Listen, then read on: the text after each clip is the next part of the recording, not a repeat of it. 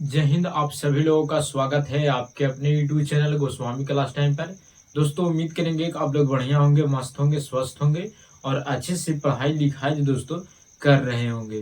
तो दोस्तों आज की इस वीडियो में हम लोग संस्कृत का वैसे महत्वपूर्ण सवाल को दोस्तों हम इस वीडियो में आपको बताने वाले हैं जो आपको 19 फरवरी का जो एग्जाम होने वाला है दोस्तों उसमें दोस्तों पूछे जाएंगे। ठीक है, तो दोस्तों चलिए इस वीडियो को हम लोग शुरू करते हैं।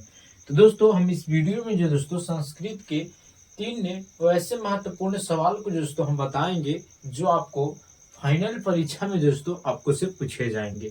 ठीक है, तो दोस्तों देख सकते हैं कि पहला सवाल है कि शास्त्र शास्त्र मनुष्य को किन किन चीजों का बोध कराता है। ठीक है, और दूसरा सवाल है राष्ट्र संघ की स्थापना का उद्देश्य स्पष्ट करें। और तीसरा सवाल है कि आज कौन कौन से आविष्कारक विध्वंसक हैं। ठीक है, और तीनों सवाल दोस्तों बहुत ही महत्वपूर्ण है, इसलिए आप इस वीडियो को अगर आप शुरू से अंत तक देख लेते हैं तो आपको दोस्तों तीनों सवाल जो दोस्तों अच्छे ढंग से समझ में आ जाएगा।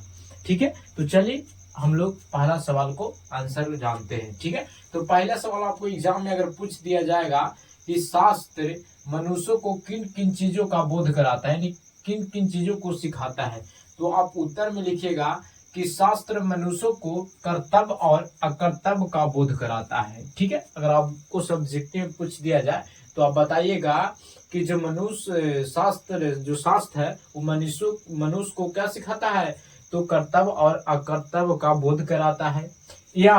यह सत्य असत्य और सही काम तथा गलत कामों के बारे में जानकारी देता है। कौन? शास्त्र। ठीक है, तो अगर ये बहुत ही छोटा सवाल है, अगर आपको से पूछ देगा तो आप इतना लिख दीजिएगा कि शास्त्र मनुष्यों को कर्तव्य और अकर्तव्य का बोध कराता है। यह सत्य असत्य और सही काम तथा गलत कामों के बारे में जानकारी देता है।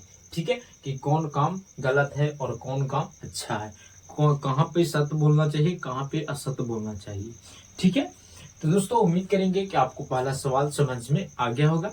ठीक है, तो दोस्तों दूसरा सवाल है कि राष्ट्र संघ की स्थापना का उद्देश्य स्पष्ट करें, यानी राष्ट्र जो संघ है क्यों बनाया गया। ठीक है, इसके बारे में आपको बताना है।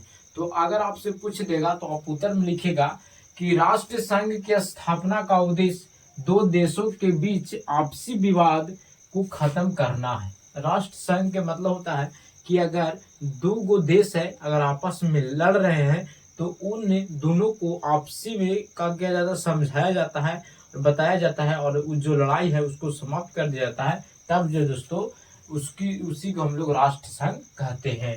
तथा यह समय समय पर दो देशों के तनाव को रोकता है, और एक दूसरे देश में जब लड़ाई होता है तो उस चीज को तनाव को रोका जाता है कि नहीं ये गलत है, नहीं करना चाहिए।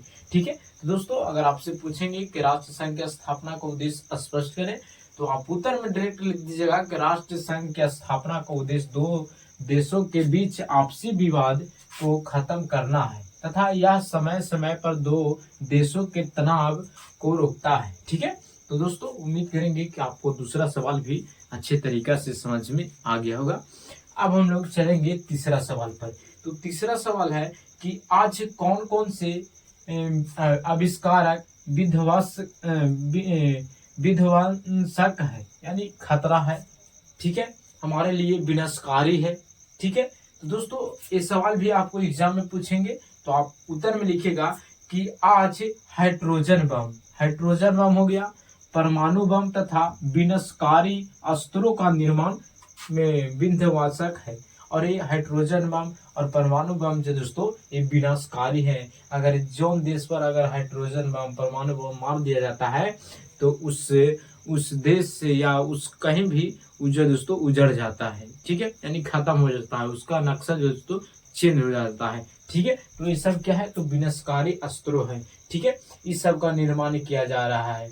ठीक है, तो अगर आपको से पूछेंगे तो आप हाइड्रोजन बम परमाणु बम ये सब लिख दीजिएगा तो आपको दोस्तों पूरा में पूरा अंक जो दोस्तों मिल जाएगा। ठीक है, तो दोस्तों अगर आपको ये तीनों सवाल दोस्तों संस्कृत का समझ में आ गया होगा तो आप इस वीडियो को लाइक जरूर कीजिएगा। अगर आप चैनल पर पहली बार होंगे तो चैनल को भी सब्सक्राइब कर लीजिएगा, क्योंकि इसी तरह का अगला जो एग्जाम होगा दोस्तों उसका जो दोस्तों वीडियो दोस्तों आपको तक पहुंचता रहेगा। ठीक है, तो दोस्तों मिलेंगे अगले वीडियो में। जय हिंद, धन्यवाद।